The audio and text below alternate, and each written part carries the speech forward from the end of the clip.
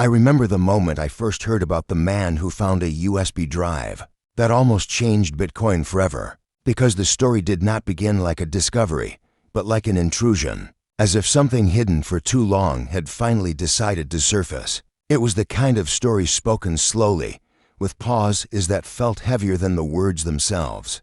A story that made people lower their voices without knowing why. They said the drive looked ordinary, scratched on the edges, the type of thing someone might overlook on a cluttered desk. Yet the moment he plugged it in, the atmosphere around him shifted in a way he could not explain, as if the very light in the room pulled away from him. They whispered that the drive contained fragments of code that behaved like a pulse, lines that resisted being read and rearranged themselves the moment the screen blinked. Some believed it held an unfinished blueprint.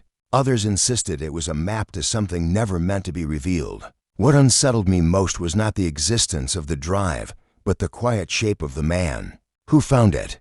A man who had always moved through life as if he belonged more to the edges of the world than the center. They claimed that before the discovery, he already sensed something following him. Not a person, but a presence woven into the silence of his routines. He once mentioned that the city seemed to watch him when he walked at night. He said streetlights flickered only when he passed beneath them, and that the hum of old wiring in his apartment rose and fell with the rhythm of his breathing. When he found the drive, he said it felt like picking up something that had been waiting specifically for him, something he had unknowingly stepped toward for years. What he saw inside it would eventually fracture everything he believed about control, fate, and the digital structures humans pretend to command. Before we move deeper into his discovery, I want you to take a moment to understand the atmosphere surrounding what you are about to hear. This is not a tale of technology alone, but of the thin line between human intention and the strange echoes that linger inside forgotten machines.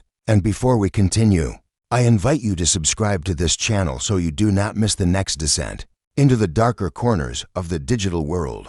Like this video if the mystery already draws you in, and tell me in the comments your city and country, because I want to see how far these stories travel. Your engagement guides the path we explore here, shaping the direction of the shadows we follow. Now, let us return to the moment he found the USB drive. His name was Aaron, a quiet man who lived in a small apartment overlooking an alley that never saw sunlight. People described him as someone who walked with a listening posture, as if he moved through life attuned to sounds most individuals never noticed.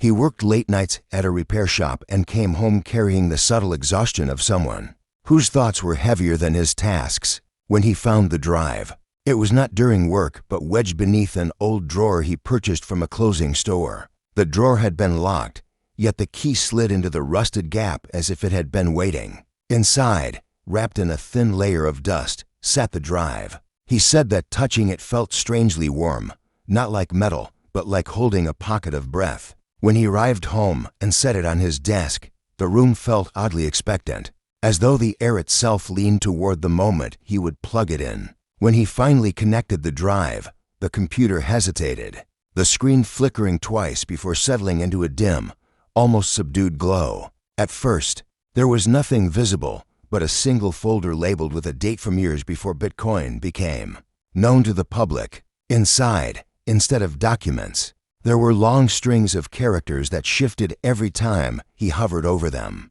as though they resisted staying still. He opened the first file and watched as lines of code scrolled faster than his eyes could follow, forming shapes that resembled branching pathways. Moments later, his computer fan spun louder, then stilled abruptly, leaving a silence so complete it felt unnatural. As he leaned closer, the screen displayed a series of numerical sequences that pulsed with rhythmic intervals. It took him several minutes to realize they were not timestamps, but coordinates. And not coordinates in physical space, but in digital architecture. These sequences pointed toward a hidden structure, woven deep within the early fabric of Bitcoin itself, something undocumented, unacknowledged, and intentionally buried. The more he scrolled, the more he sensed that this discovery was neither an accident nor a coincidence. Some of the lines appeared unfinished, as though waiting for him to understand a pattern they had been silently preserving. As he continued reading,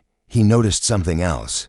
Each fragment of code felt like it responded to his presence, not actively but subtly, adjusting its shape when he focused too long on a particular line. It was as if the drive had been designed to awaken only for someone who followed a specific psychological rhythm, someone who had lived with a constant awareness of the spaces between things. And the deeper he went, the more he sensed that whatever he had uncovered was not meant to be found by anyone who sought it, but only by someone who stumbled upon it with a mind quiet enough to hear what others ignored.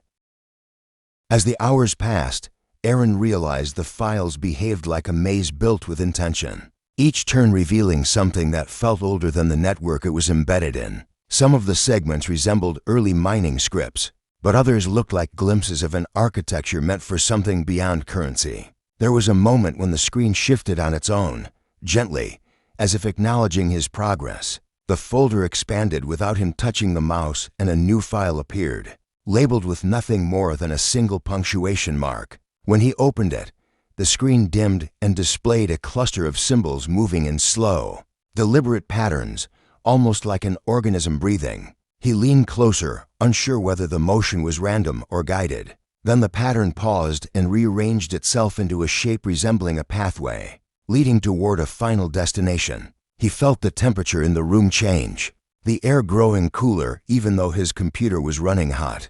The shadows around his desk seemed to thicken, not ominously but watchfully. He caught his reflection in the dark window, but it looked slightly misaligned with his movements, as though the glass held a version of him delayed by a fraction. When he looked back at the screen, he noticed that the pattern had begun tracing out something that resembled a hidden ledger entry. Not a typical block, not something ever used publicly, but something early, experimental, and incomplete. It suggested that the person who created the drive had been working on Bitcoin long before the world ever speculated about its origins. The realization settled on him slowly, like an unwelcome truth that rises from a quiet corner of the mind. Whoever created this had known the system's structure from the inside, not as a user, but as an architect. As he dove deeper into the code, he noticed fragments that referenced decisions made during the earliest days of the blockchain, choices that shaped how the system functioned and how it concealed its own vulnerabilities.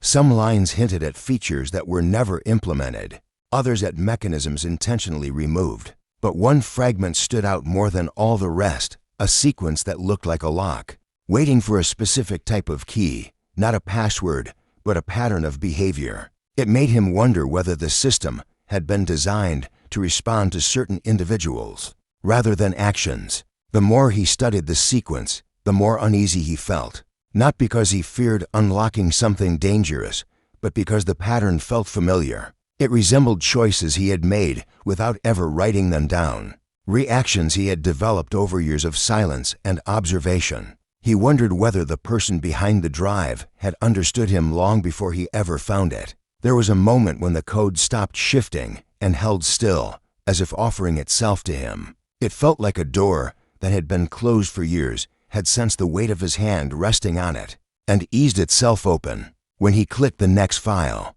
the screen filled with a cascading line of coordinates pointing toward a buried section of the blockchain, a place where unused segments of data accumulated like forgotten rooms in a structure everyone lived in but few ever noticed. He followed the trail, feeling both the pull of discovery and the dread of stepping into something that had waited too long to be seen.